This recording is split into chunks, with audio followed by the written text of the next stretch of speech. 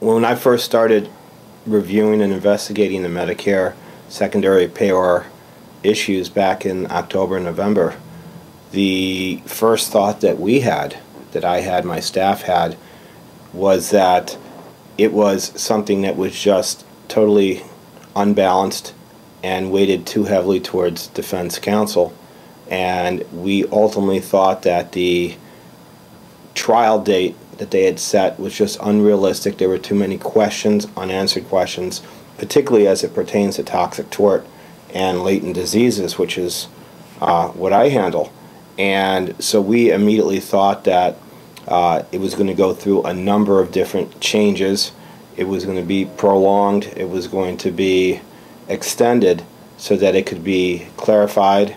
And I think ultimately more of the onus placed on the plaintiffs, such as other type of liens, workers' compensation liens, medical liens. And we are starting to see that now as we get closer and closer to the trigger point, that they're holding off on having this thing instituted. They're holding off on the requirements placed on the defendants. Certainly the penalty of the defendants not reporting is in question as a result of some of the actions which took place last week.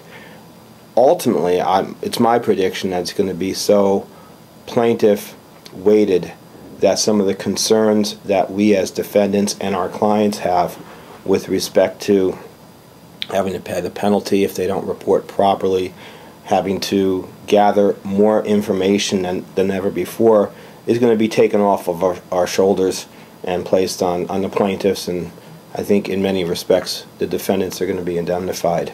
And I think that's going to go for both the actual client itself, who may pay a portion of the settlement, as well as the insurers.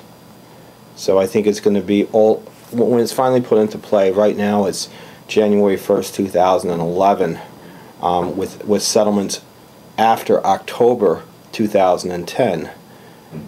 What I think is, and I don't think it's going to go off in January 2011, but when it does, it's going to be a much different bill than what we see right now.